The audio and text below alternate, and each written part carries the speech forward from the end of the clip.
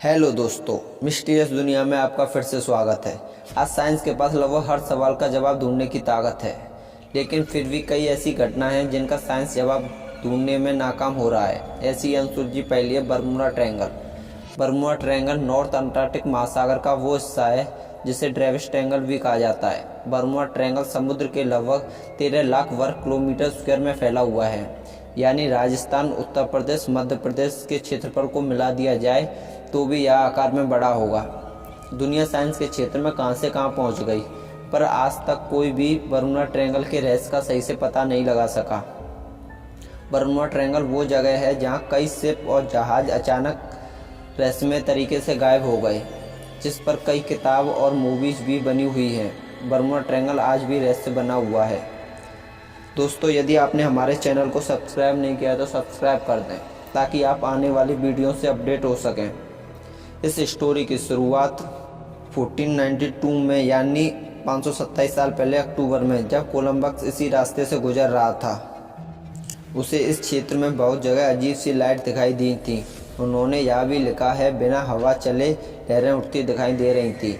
उनका कंपास भी काम नहीं कर रहा था, उनका कंपास रोटेट कर रहा था। फिर 1872 में द मैरी नाम का शिप अचानक रहस्यमय तरीके से गायब हो गया।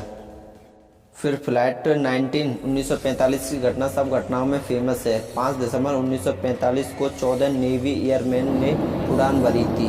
वो उन लोगों की सिंपल ट्रेनिंग का पार्ट था। उड़ान के 2 घंटे बाद इस प्लेन के संपर्क टूट गया। इसके बाद कोई SOS मैसेज या रेडियो सिग्नल नहीं मिला। उन दिनों SOS डिस्टेंस सिग्नल का उपयोग होता था। उस दिन के बाद फ्लाइट 19 का कुछ भी पता नहीं चला, ना ही समुद्र में ना ही कहीं और, मानो कि वह गायब हो गया हो। फिर दूसरे दिन एक सर्च प्लेन को भेजा गया फ्लाइट 19 को खोजने के लिए।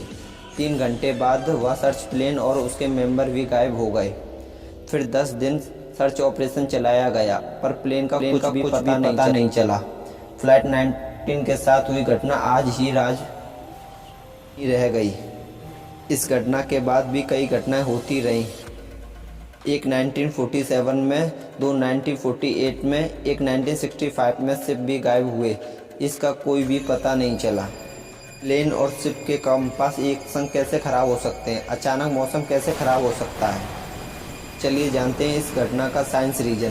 कुछ साल पहले नासा ने बरमूडा ट्रायंगल की एक फ़ोटो पब्लिक करते हुए कहा था कि ये हेक्सोक्लोराइड के कारण होता है। हेक्सोक्लोराइड है क्या, और यह मौसम में इतना बड़ा परिवर्तन कैसे ला सकता है?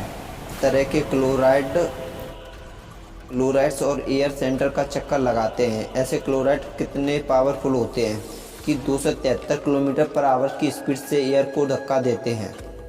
नासा के सैटेलाइट ने इन्हीं क्लोराइड को बरमूडा ट्रायंगल के ऊपर देखा था। इन क्लोराइड के कारण मौसम में बदलाव तो तय है, पर क्यों सब प्लेन के कंपास एक साथ काम करना बंद कर सकते हैं? कंपास में मैग्नेटाइज प्रोटाइज होता है। कंपास की सुई का हल्का और छोटा होने के कारण ये अर्थ में मैग्नेटाइज फील्ड के अकॉर्डिंग डालता है। हमारा अर्थ एक खुद बड़ा मैग्नेटाइट है, इसलिए आप अर्थ पर कहीं पर हों, साउथ पोल और नॉर्थ पोल के हिसाब से नॉर्थ साइड बताता है। पर इस बरमूडा ट्रायंगल के पास जगह जगह मैग्नेट के क्षेत्र हैं, इसलिए कंपास कंफ्यूज हो जाता है और कंपास काम करना बंद कर देता है। अभी हाल ही में वैज्ञानिकों ने बरमूडा ट्रायंगल की एक और नई थ्योरी दी है। इस थ्योरी से और नए सवालों के जवाब मिलेंगे। थ्योरी के बारे में हम अभी नहीं बताएंगे। इस वीडियो को ज़्यादा से ज़्यादा शेयर करें और बरमूडा ट्रायंगल के बारे में अपना जवाब कमेंट बॉक्स में ज़रूर दें।